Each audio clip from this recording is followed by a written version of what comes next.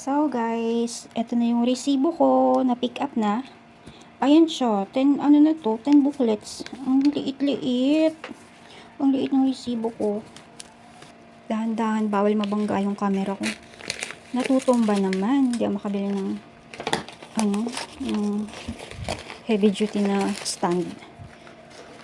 Wala pa sa budget. 1 to 5 and then 6 to 10. Yay! Meron ako resibo. Legit na tayo, legit. Ilalaminate ko yung DTI ko. Ayan, diba? Meron kasi tayong laminator. Para ano siya, 5 years kasi to eh. For 5 years.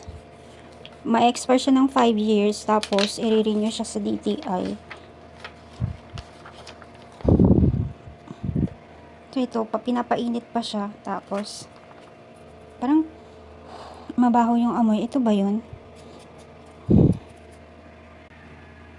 So, ayan. Matutumba yung ano ko. Ayan, naka-green na siya. So, let's go na. Pero isin ko nga muna, bakit ba wala kasi ako magandang stand? Wait lang naman, wala pa akong budget para sa'yo. So, ito. Laminate na natin siya. For 5 years kasi siya, kaya kailangan makip siya ng maayos. Ayan. Okay na. Ang lambot, no? Siguro dahil yung GSM ng ano ko. Pero okay na rin to. Makikip ko na siya for 5 years. Ito na po yung mga documents ko sa aking business. Yung receipts ko. Ayan. Tapos ito yung DTI. Tapos yung sa BIR. And then ito yung mga columnar. Ay mga books of accounts na manual. Na hindi na siya, wala siyang tatak.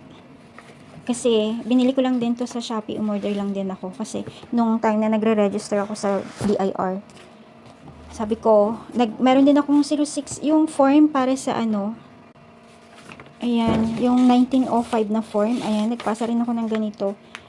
Kasabay nung 1901. Tapos, ibinalik sa akin ng staff kasi hindi na daw sila nagtatanggap ng ganun. Wala na daw silang available na mga books of accounts sa kanilang branches kasi online na daw yun. Doon nga sa Orus, doon na doon na siya i-apply, tapos bibili ka na lang ng sarili mong books. Tapos yun, may QR code doon sa Orus na ilalagay mo siya sa unahan. Tapos yun na yung magiging tatak nila. Hindi na yung stamp talaga, kundi yung ipiprint mo galing sa Orus QR code na patunay na na-register mo to doon sa BIR mismo, tong 4 na to. So, meron ako nun, hindi ko pa nga lang napapaprint kasi nga wala pa yung printer ko. So, ako, kakabili ko lang kasi. Kaya, ngayon pa lang din ako mag-i-start. Tapos, ito nga, kakarating lang din. So, yung mga date ko ng first day na nag-register ako, tsaka ko lang susulatan. So, magbabackread pa ako sa Shopee para ma-register, ma-resibuhan ko yung mga, first order ko na naka-register na sa BIR ng aking business. Journal, the ledger, columnar, 10 columns to 14 columns.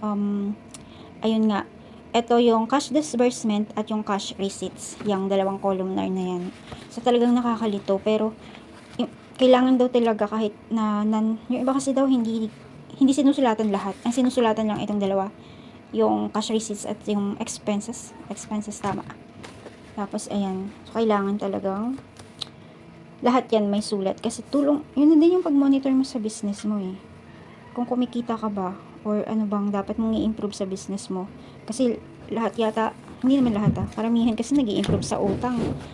Lalo na ako, dami kong inuutang-utang para sa business at kung ano-ano pa. Ayun, kailangan ko siyang isulat dito. Yan. Hay nako.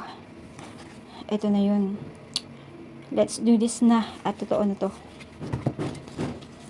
Wala lang, hindi lang ako makapaniwala kasi empleyado lang ako, pero ngayon empleyado lang ako dati na nag-aasikaso ng mga ganito, as in nagpupunta ako sa mga branches ng store namin at chine-check ko yung mga ganito, nire-renew yung mga every year, ayan, mga business permit sa mayor, ayan, magre-renew.